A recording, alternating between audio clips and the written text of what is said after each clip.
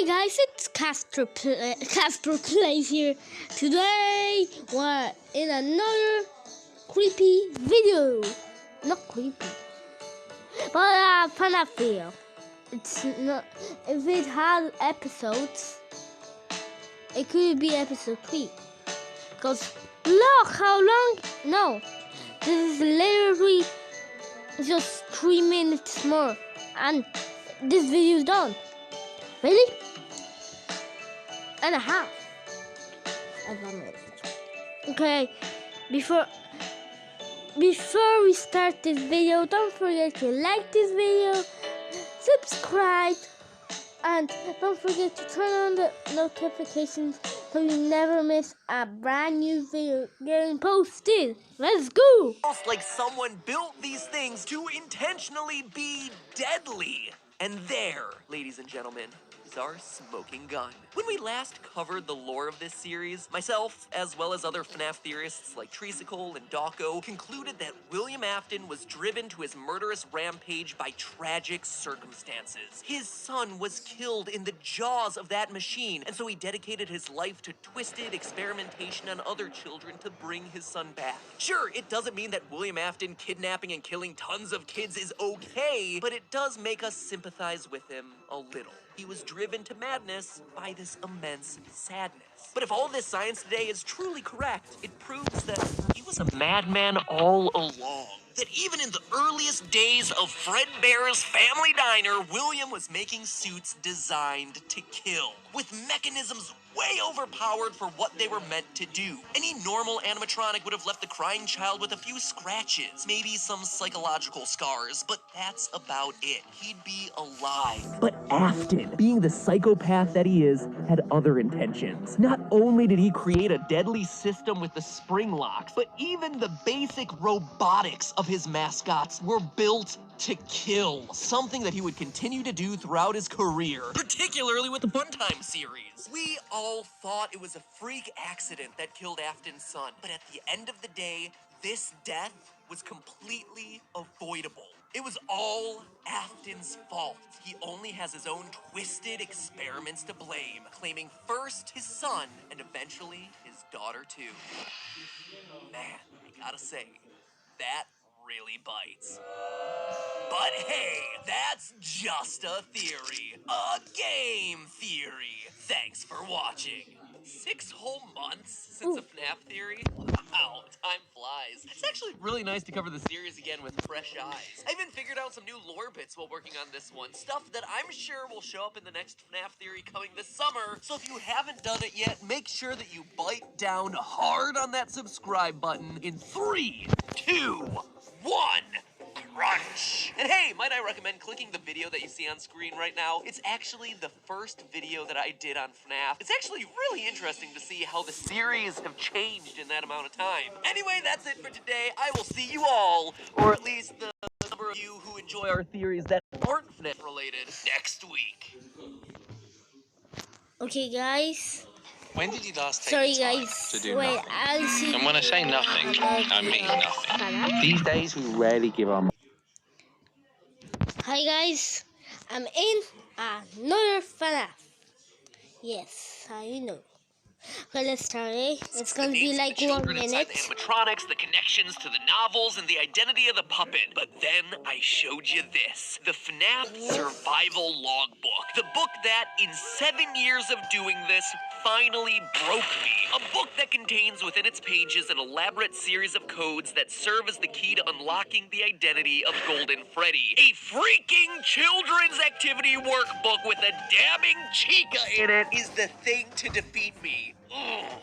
That dabbing chica taunts me in my nightmares. But Golden Freddy's Unbreakable Code is only the tip of the iceberg. This book is like a repeated kick in the balls, as everything I thought I knew about FNAF has crumbled in front of my eyes. It's like Freddy Fazbear got a hold of the Infinity Gauntlet and snapped his fingers, and then all of my theories suddenly turned to dust. Because unlike the novels, which have questionable canonicity, the Survival Logbook outright answers a lot of our questions about these games. But the answers that it provides facts just lead to more questions. And not stupid small questions either, like what's Mangle's gender? No! It upends huge parts of the story. The logbook is simultaneously the... Guys, sorry that I said like last video or like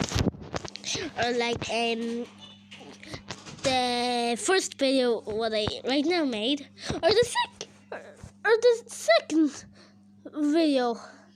I think this is my third. I don't know what video is this. I think this is my fourth one. Okay. Actually, I accidentally was wrong.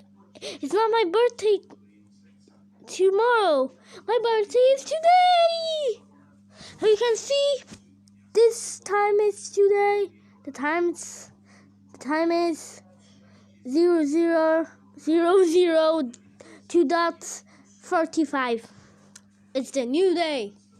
Okay, let's finish this. Sorry for interrupting. Most important, most revealing, and most frustrating piece of evidence to ever be thrown into this franchise. You see, as I mentioned last time, this workbook once belonged to Mike, aka Michael Afton. The book establishes that Mike writes his answers in red pen. It also establishes that there's a spirit possessing the book who speaks to Mike via lightly faded text. From what I can gather, it appears to be the spirit of Golden Freddy. And starting with that information, the logbook then proceeds to drop bombshell after bombshell as far as lore reveals go. First, the book outright confirms what we've known for a while now, that Mike is the same Mike who works as the night guard during Sister Location. When asked what he would like for his 1 week bonus, we see him doodling in the corners of the page baskets of money and baskets of exotic butters. On another page, he's drawing a smooth set of casual bongos. Sure, it's nothing earth-shattering, but when it comes to this franchise, getting any portion of any theory confirmed is a big win. And while that reveal might not be all that earth-shattering, you know what is? The book reveals that Michael Afton is who we play as in FNAF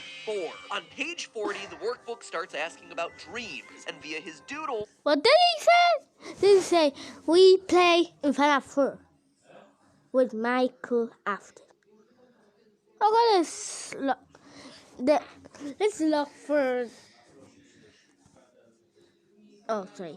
Let's finish this We see video. that Mike somehow knows the appearance of Nightmare Fredbear, something only the protagonist of FNAF 4 should be aware of. To further confirm this, on page 23 of the book, the spirit who uses the book to talk to Mike outright asks, was your favorite childhood toy a plastic purple telephone? Which, as you may remember, is a direct reference to the purple telephone on the ground in the FNAF 4 bedroom. And if you still think it's a coincidence, it's not. 20 pages later, the spirit starts talking about whether any of the toys on the page look familiar. Most don't, except for one, the phone. Now, for the 8 of you who still remember how this whole freaking story fits together, you might be asking me, but we all thought the protagonist of FNAF 4 was the crying child, the one who gets himself bitten during the birthday party because you have flashes of a hospital bed and hear a flatline at the end of the game. We also assumed that the animatronic Nightmare was representative of death. And you know what? You're absolutely right. That is exactly what we've been thinking. And here's the thing.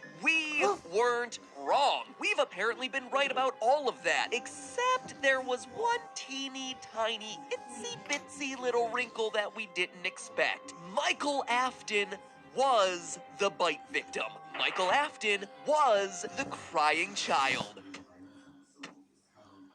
I know! I couldn't believe it either, but the proof here is unquestionable. On page 75, a page asking about imaginary friends and featuring the psychic friend Fredbear plush, the spirit outright asks, does he still talk to you? And perhaps the most damning piece of evidence of all, on page 103, the huge reveal, quote, the party was for you.